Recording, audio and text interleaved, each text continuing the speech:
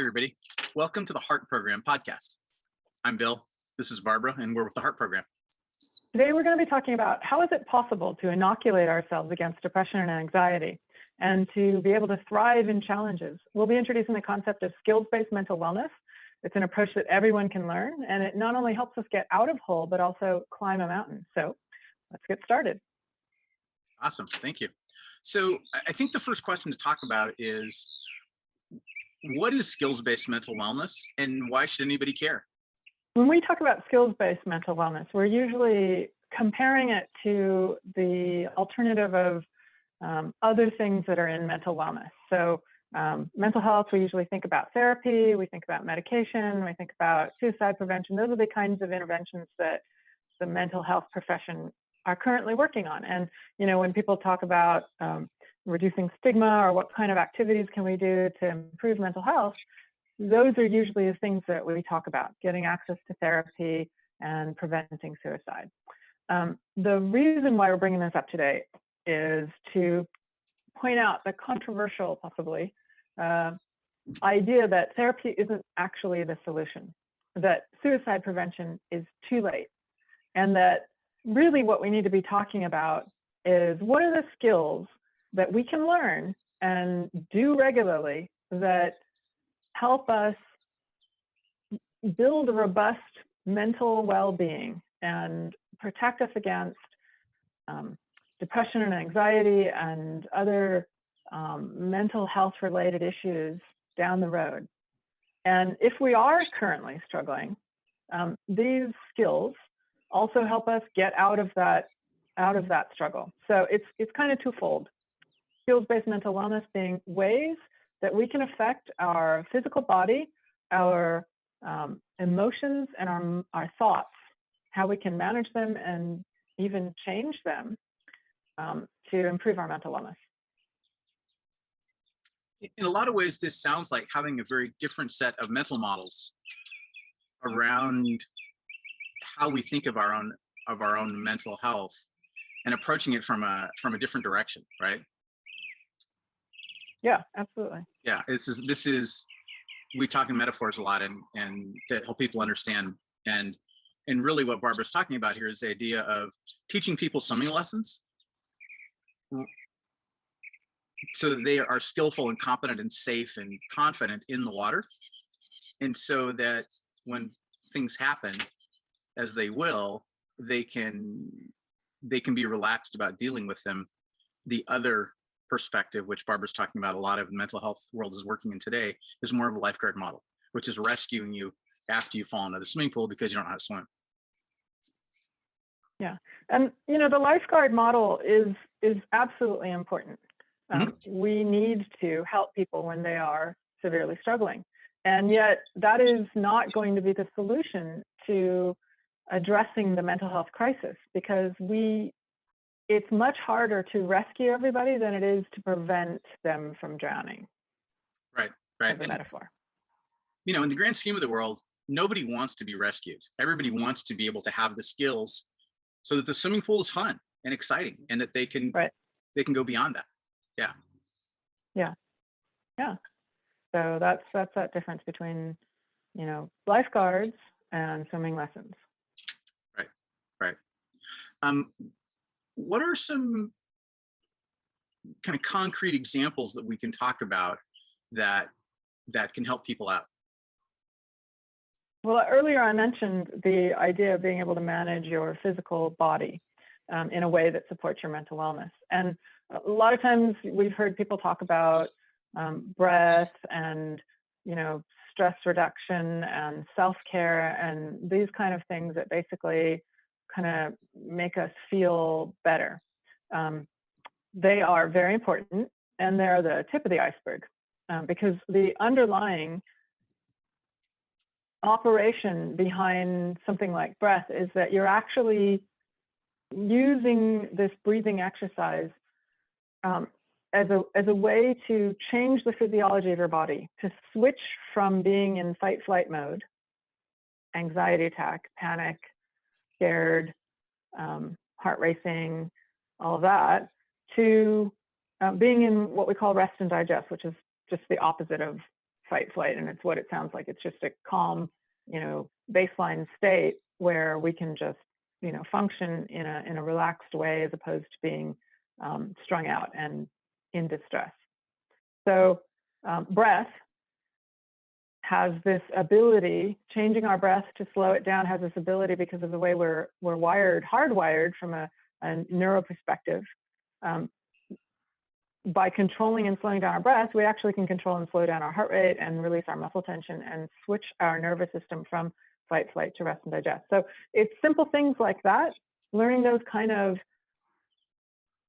not individual, but across pretty much all humans, characteristics or skills or strategies that can help us manage our stress response, to then realizing that, if I can notice what my physiological response is in a situation, and if I can manage it, I can interpret the situation differently. So I can affect the connection between my brain and my body. Very often we have this thing called physical anxiety, which basically means that we're physically experiencing the sensations of anxiety, which is the panic attack, fight, flight thing that I was talking about. And if we can change our view of that physical sensation to recognize that we're not actually in a life or death situation, and what we're in is more of like a, rise to the challenge, or maybe it's an exciting situation, kind of the way you'd respond to, I don't know, if you enjoy watching scary movies or going on roller coasters or doing thrill rides. Those are the kinds of things where we pay good money to experience what we think of as fight flight, but we actually interpret it as excitement and delight. And being able to switch our mindset around our physical experience of something that's nerve-wracking as something that's a growth opportunity and more positive helps us not experience the anxiety, right? We don't think of it as anxiety anymore. So it's that connection between our brain and our body that we need to learn how to gain control over and to manage. So those are some basic examples of just the physical skills of skills-based mental wellness. Cool. There's a part of it that I was hearing there that is about having skills for impacting our neurochemistry that you mentioned. And for me, that's really powerful, because we know that neurochemical problems are the result, and a lot of pharmaceuticals are designed to get our neurochemicals back to a baseline.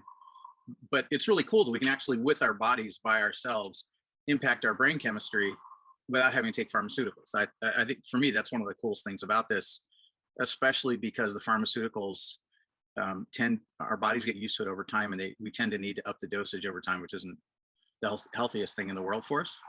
So having that built-in ability to improve our brain chemistry is awesome. It's very cool. Yeah, so any good mental health professional will tell you that whilst medication can be extremely useful and important in critical situations, the goal is for you to develop the skills and habits that create internally your own chemistry that supports a healthy brain and mental well-being. So we have this strategy called DOSE. It's DOSE, stands for dopamine, oxytocin, serotonin, and endorphins. And those are basically neurotransmitters that support mental wellness. They support your sense of well-being, your sense of connectedness and belonging in the world, your feeling of motivation and achievement and self-confidence and self-efficacy, like you can get stuff done and you're relaxed about it, and you're, you have like a healthy sense of, I can tolerate the distress or the stress of the situation that I'm in, and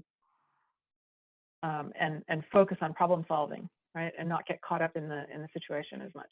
So that DOSE strategy basically looks at those 4 neurotransmitters and identifies ways to improve and to release dopamine, oxytocin, serotonin, and endorphins. Nice. That seems like a really easy day-to-day maintenance thing for us to be doing.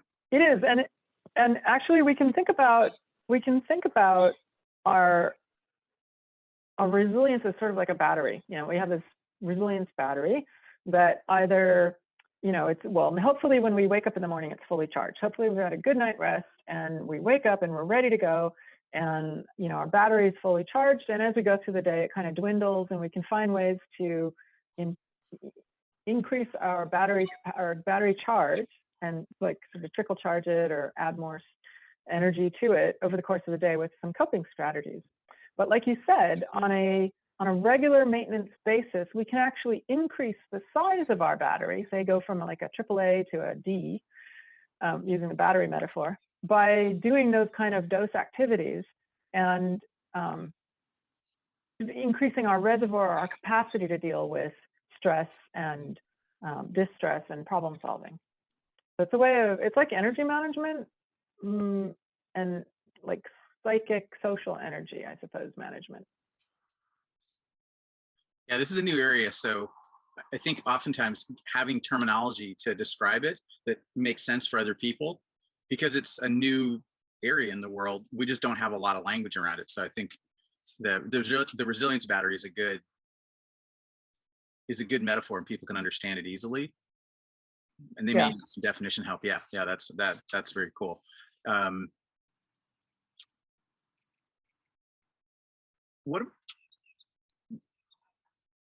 We all have emotions, and this is kind of a part of it. And I'm just thinking about all the times when we're doing things or we'd like to do something, but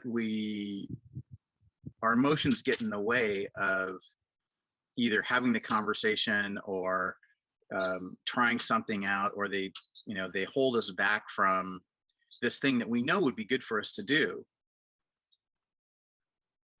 But in some way, shape, or form, it's scary.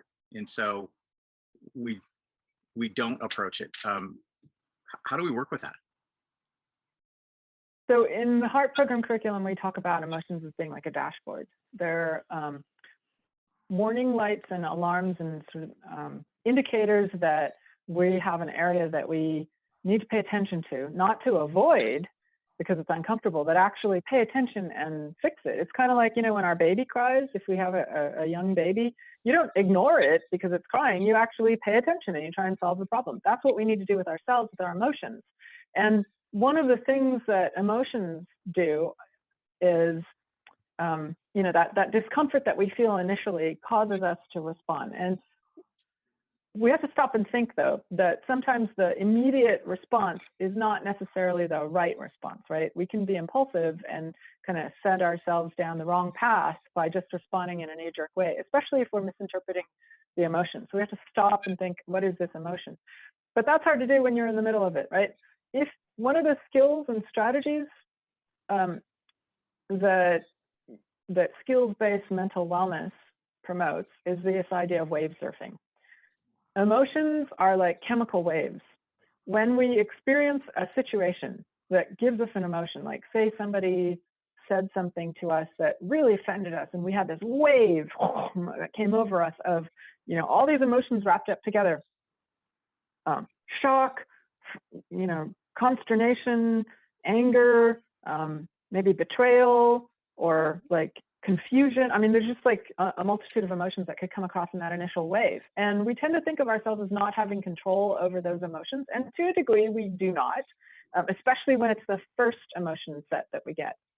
And going back to the idea that emotions come from a wave of chemicals, that wave dissipates in about 90 seconds. Like the bulk of it will dissipate. So if we can teach ourselves to surf the wave for 90 seconds and not respond in that first time period, and not like think about it over and over and over again, right? So if we keep thinking about that thing that set us off on the emotion to begin with, we're going to keep releasing more and more of those chemicals to have that wave keep hitting us over and over and over again, right? What we want to do is get out of the wave so we can stop and think and say, what the heck's going on here? How do I respond in a more effective way? And so surfing that initial wave, not creating additional waves, is the way we can use our skills to improve our resilience to situation and overall our mental wellness. There are a lot more skills around handling emotions in the moment, and that would be like just the first one, wave surfing. Nice. Yeah, there's a flavor around this that is maintaining composure in situations where our emotions come up. and having confidence in our abilities as part of it, so that we don't avoid those emotions, right? Because as you said, just like baby crying, it's a really important indicator that we should be paying attention someplace. And just like with the baby, we need to know what to do. Like baby's crying, we need to know how to change a diaper, right? Or figure out how to feed them. When it's our emotions doing stuff, we need to have some other skill set, which is part of the heart program, about how do we address that and what do we do and how do we move forward. So this is a really good context for people to be aware of. One of the things that I've noticed is that sometimes we can be dogmatically fixed in our thinking processes without recognizing the possibility of other options. And an example is I recently posted a video on TikTok, and I was talking about a very different approach to interview strategies and why it works so successfully. And I noticed in the comments there were people who said, yeah, love it, I've done this, it absolutely is the best way to go. And other people who were saying, oh no, this could never work. And how do we recognize that we're making those thinking mistakes to our own detriment, right? Yeah, that we're engaging in a self-limiting belief. Right, exactly. Yeah, self-limiting belief. Yeah. Well, so that's a trickier, more advanced kind of skill that involves being aware of not only physiologically what's happening in your body and how you're interpreting it, what emotions you're experiencing, but also what are the thoughts going on in your head? Can you monitor that kind of thought feed, like your Twitter feed, but it's originating from your own brain of what's hitting when you're engaging with the world. So somebody watches a video and their immediate response is, no, that's totally not possible. I don't see how that could ever work, because whatever about that situation makes it impossible, and I don't have a model for how that could work. Right. So there's this skill called catch it, check it, change it, which it's a skill for noticing when we're engaging in a self-limiting belief and how it's affecting us physically and emotionally, and from a thought cognitive perspective. It's exactly what it sounds like. You catch that you're doing it, you check whether or not it's appropriate, and typically it isn't. Appropriate is maybe not the right word. Useful, helpful, yeah, because usually it isn't. It might be normal in terms of a response to experience fear at some new suggestion, but it's not helpful in many situations. So, check it if it's helpful, and then change it. How? So it's a three-step process that involves the use of a variety of different skills in each step of the way. It's hard for people to start out with something that's really difficult for them. It's like a video game. You don't start out at level 100, you start out at level 1, baby steps. We talk about this all the time. So what's the baby step on your thinking habits that are self-limiting? The catch it is usually noticing that you're uncomfortable about something. You're experiencing some kind of strong emotional reaction that maybe is like a little bit over the top for the situation. Somebody says something to you and you respond in a flash of like super strong words, and you get this physical sensation in your body, and like maybe your eyes are bigger, or you get a flush in your face and your heart races a little bit and you get a little tense and you're like, whoa, where did that come from? That's a recognition of catching it. And we don't always notice, but that's a start of whenever we notice ourselves flaring, we can step back and say, whoa, what did I just flare about? And it could be that, somebody said something that was reasonably flary and I have good reason to be flared. And then we check it and we say, well, was the intention there? Do I even know what their intention was, given I'm not inside their brain? Can I view this situation in another light by changing my fortune telling of what I think is going to happen. Like my experience tells me, do this, this will happen, but maybe I can change that experience. Maybe there are other people who have a different experience. And if they're saying that they have a different experience, well, how is it they're doing that? That's different. So, you know, I need to check that. And then changing it is supporting yourself along the way of being open to those different ideas. It's a complex process, but suffice it to say that there are a number of skills that support you through that process. And when you start with little things, you find the things that don't get you so emotional, but get you a little bit emotional. That's a good place to start. And the thing about Catch It, Check It, Change It, and about self-limiting beliefs is that shining the light on the issue is like, yes, it's the first step, and it's a hugely important step in breaking the spell of that self-limiting belief. When we realize we're doing something in our heads that's kind of screwing us up or holding us back, just realizing that we're doing it is a huge step, because we can very often manage to pull back from doing it just by realizing that we're doing it. Yeah, it actually, you know, as we're talking about this, I'm realizing that the starting point, the Catch It, is really a reason to have a strong understanding of our emotional dashboard, and to be able to go, this thing makes me uncomfortable. What's going on? You know? Absolutely. Yeah. That model of understanding that we're not like a candle in the wind just being blown from place to place by our emotions, but we actually have some control over our, call them secondary emotions, right? Say we experience something, but we can change how we feel about it and make our secondary emotion more useful to us. That's kind of the goal. And interestingly, over time, our initial response can actually change. Right, so that we're not experiencing that negative response, and that we actually start looking at the experience as a more positive experience. Right. I just was thinking of an example of that. I used to be afraid of public speaking, and 5 years ago, if somebody said, "Hey, do you want to get up and speak?" I would have been like, "No, someone else should be doing it, not me," because that wasn't my comfort zone. Now, if someone says, "Hey, do you want to speak?" I'm like, "Sure, I would love to speak," because the thing that used to scare me, I went through this process and was able to flip it around, so that now public speaking is super fun.